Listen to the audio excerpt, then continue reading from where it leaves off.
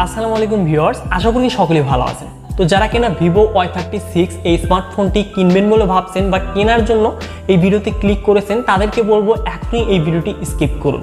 কেননা এই ভিডিওটি দেখার পরে এই স্মার্টফোনটি কেনার জন্য আপনার বিন্দু পরিমাণেরও কোনো ইচ্ছা থাকবে না।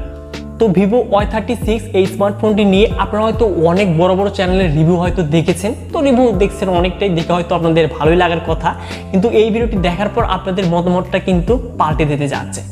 তো আজকের এই ভিডিওতে আমরা Vivo Y36 এই স্মার্টফোনটির আসল সত্যটা জানতে যাচ্ছি এবং এই স্মার্টফোনটি আপনার জন্য নেওয়া উচিত কিনা সকল কিছু কিন্তু নিয়ে ডিসকাস করতে যাচ্ছি। তো আমি আপনাদের সাথে থাকছি নাজমুল হাসান হৃদয়, আপনারা দেখছেন NHH টেক অন। তো চলুন কথা না বাড়ে তাহলে ভিডিওটি স্টার্ট করা যায়।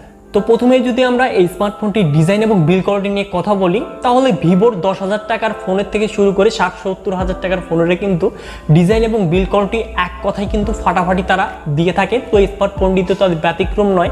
তো ডিজাইন এবং বিল্ড কোয়ালিটি এক কথায় অস্থির, বিশেষ করে এখানে ডাইনামিক গ্লাস ডিজাইন এবং ফ্রেমটা উঠতে যাচ্ছে ফ্ল্যাট, যার হাতে কিন্তু খুবই ভালো করে আমরা গ্রিপ করে ইউজ করতে পারবো। তো অবশ্যই ডিজাইন এবং বিল্ড কোয়ালিটিতে এই স্মার্টফোনটিতে 10-এ কিন্তু 10 দেওয়া যায়।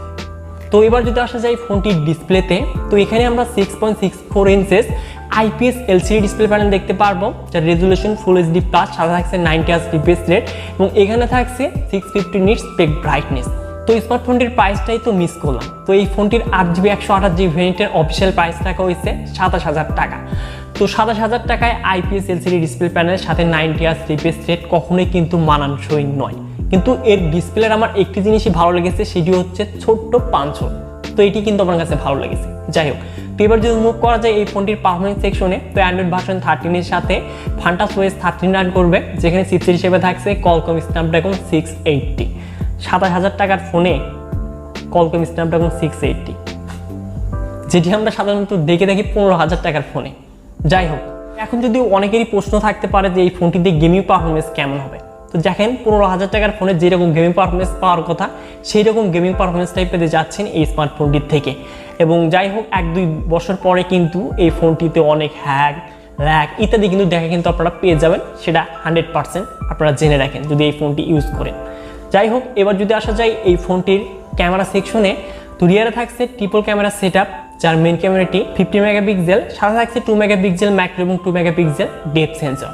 তো মেইন ক্যামেরার পিকচারগুলো নিয়ে যদি কথা বলি, তো অবশ্যই ভিভোর 15-16-20,000 টাকার ফোনে সাধারণত যে আমরা ক্যামেরাগুলো দেখে থাকি সেম পিকচারগুলোই কিন্তু আমরা দেখতে পাচ্ছি। তো দেখতেই তো পাচ্ছেন এখানে ডিটেলস, ডাইনামিক রেঞ্জ। যাই হোক, 15-20,000 টাকা হলে ঠিকঠাকই রয়েছে, কিন্তু 27,000 টাকার ফোন কখনোই কিন্তু মানানসই নয়। বিশেষ করে ছবিগুলো সফট করে দিচ্ছিল এবং নাইট মোডের পিকচারগুলোতেও কিন্তু এখানে অনেকটা স্ট্রাগল করতে যাচ্ছে। তো অবশ্যই ক্যামেরা কোয়ালিটি কিন্তু কখনোই এই ফোনটির বেটার নয়। এবং ফ্রন্টে থাকছে 16 মেগাপিক্সেল সেলফি ক্যামেরা। তো মেন ক্যামেরা দিয়েও আমরা 1080p 30fps এ সর্বোচ্চ ভিডিও রেকর্ড করতে পারবো এবং ভিডিওতে থাকছে EIS। তো অবশ্যই কপ করে যাই হোক ভিডিওতে শেখে ভাবটা কিন্তু যাই হোক একটু কমে যায়। তো এই তো ক্যামেরা, আর কি বলবো। যাই হোক, তো এবার যদি মুভ করা যায় এই ফোনটির কমন ফিচার্সে, তো এই ফোনটিতে সকল ধরনের পোর্টস এবং বাটনের সাথে সকল ধরনের কানেক্টিভিটি থাকছে, সকল ধরনের সেন্সর থাকছে এবং এই ফোনটির সিকিউরিটি হিসেবে থাকছে সাইড মাউন্টেড ফিঙ্গারপ্রিন্ট স্ক্যান, যেটি কিনা যথেষ্ট ফাস্ট। সাথে থাকছে 5000 mAh ব্যাটারি, যেটি কিনা 44 আওয়ার ফাস্ট চার্জিং সাপোর্টেড।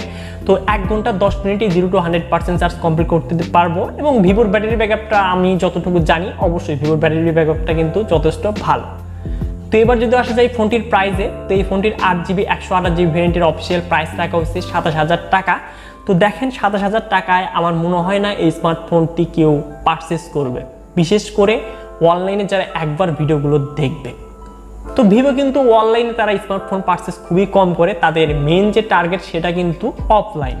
তো অফলাইন মার্কেটকে টার্গেট করে তারা স্মার্টফোনগুলোকে লঞ্চ করে এবং সেজন্যই কিন্তু ভালো ডিজাইন এবং বিল্ড কোয়ালিটি তারা রাখে এবং বেশি র্যাম রম দেয়। এবং যাই হোক, ক্যামেরা কোয়ালিটি বিশেষ করে এখানে তাদের সফট করার তো বেশ রয়েছে, বিশেষ করে সেলফিতে একদম ফিল্টার পিকচার দিয়ে দেয়। তো যারা কিনা মেয়েরা রয়েছে, তো তাদের কাছে ভিভোর এই ফোনটি ভালো লাগতেই পারে। তো ভালো লাগাবেই তারা এমনভাবেই সেল করে তো যাই হোক, এবার যদি আমরা স্মার্টফোনটির নেগেটিভ এবং পজিটিভ দিকগুলো নিয়ে আলোচনা করি, সেক্ষেত্রে পজিটিভ দিক তো আমি খুঁজেই পাচ্ছিলাম না, তবুও আমি বের করেছি। যাই হোক, ফোনটির ভালো ডিজাইন এবং বিল্ড কোয়ালিটির সাথে এখানে ব্যাটারি ব্যাকআপটা আমরা যথেষ্ট ভালো পেতে যাচ্ছি, এবং বাদবাকি যা কিছু রয়েছে সকল কিছুই কিন্তু এই ফোনটির নেগেটিভ সাইড। বিশেষ করে এই স্মার্টফোনটির প্রাইসটা যদি 18,000 বা 20,000 টাকাও যদি রাখা যেত, তাহলেও কিন্তু এই স্মার্টফোনটিকে আমি ভালো বলতাম, কিন্তু এতটা ওভার প্রাইস রাখা হয়েছে এই স্মার্টফোনটির প্রাইসটা, এর জন্য আমি এই ফোনটিকে কখনোই ভালো বলতে পারি না।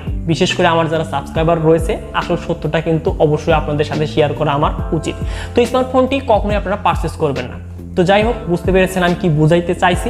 তো ভিডিওটি যদি ভালো লেগে থাকে তাহলে অবশ্যই ভিডিওতে লাইক করে চ্যানেলটিকে সাবস্ক্রাইব করবেন, এবং আপনার মূল্যবান মতামতটি কমেন্ট বক্সে কমেন্ট করতে ভুলবেন না। সো ভিউয়ার্স, দেখা হচ্ছে শীঘ্রই নতুন কোনো ভিডিও নিয়ে।